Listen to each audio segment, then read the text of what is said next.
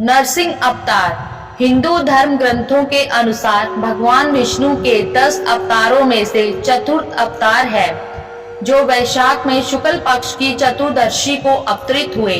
पृथ्वी के उद्धार के समय भगवान ने वराह अवतार धारण करके हिरण्याक्ष का वध किया। उसका बड़ा भाई हिरण्यकशिपु बड़ा रुष्ट हुआ। उसने अजय होने का संकल्प किया। सहस्त्रों वर्ष बिना जल के वह सर्वथा स्थिर तप करता रहा। ब्रह्मा जी संतुष्ट हुए। दैत्य को वरदान मिला। उसने स्वर्ग पर अधिकार कर लिया, लोकपालों को मार भगा दिया, सर्वत संपूर्ण लोकों का अधिपति हो गया।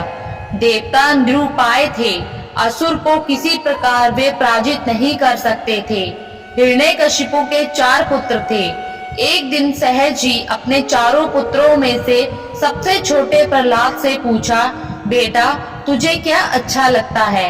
प्रहलाद ने कहा, इन मिथ्या भोगों को छोड़कर वन में श्री हरि का भजन करना। ये सुनकर हिरण्यकशिपु बहुत क्रोधित हो गया। उसने कहा, इसे मार डालो, यह मेरे शत्रु का पक्षपाती है। असुरों ने आघात किया, भल फलक मुड़ गए, खड्ग टूट गया, त्रिशूल टेढ़े हो गए, पर वह कोमल शिशु अक्षत रहा। दैत्य चौंका। प्रहलाद को विष दिया गया, पर वह जैसे अमृत हो। सर्प छोड़े गए उनके पास और वे फण उठाकर झूमने लगे। मत गजराज ने उठाकर उन्हें मस्तक पर रख लिया। पर्वत से नीचे फेंकने पर भी वे ऐसे उठ खड़े हुए जैसे शैया से उठे हों। समुद्र में पाषाण बांधकर डुबाने पर 2 क्षण पश्चात ऊपर आ गए। घोर चिता में उनको लपटे शीतल प्रतीत हुई। गुरुपुत्रों ने मंत्र बल से कृत्या उन्हें मारने के लिए उत्पन्न की, तो वह गुरुपुत्रों को ही प्राणहीन कर गई। प्रहलाद ने प्रभु की प्रार्थना करके उन्हें जीवित किया। अंत में हिरण्यकशिपु ने प्रहलाद को बांध दिया और स्वयं खड्ग उठाया और कहा, तू किसके बल से मेरे अनादर पर तुला है? कहाँ है वह? प्रहलाद ने कहा, सब जगह, इस स्तंभ में भी। प्रहलाद के वाक्य के साथ दैत्य ने खंबे पर घुसा मारा। वह और समस्त लोग चौंक गए। स्तंभ से बड़ी भयंकर गर्जना का शब्द हुआ।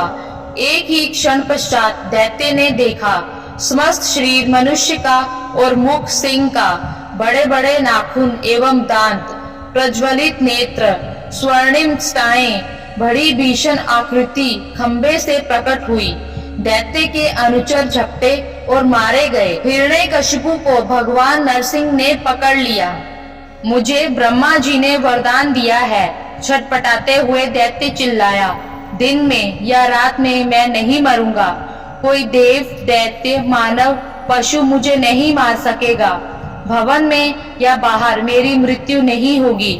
समस्त शस्त्र मुझ पर व्यर्थ सिद्ध होंगे। भूमि, जल, गगन, सब कुछ मैं अवध्य हूँ। नरसिंह बोले, देख यह संध्या काल है, मुझे देख कि मैं कौन हूँ। यह द्वार की दहलीज, ये मेरे नाखून और यह मेरी जंघा पर पड़ा है। तो अट्टहास करके भगवान ने नाखूनों से उसके वक्ष को विदीर्ण कर डाला।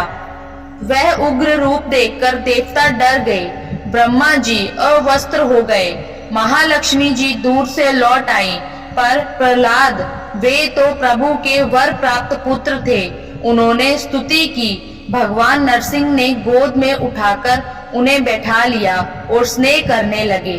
धन्यवाद।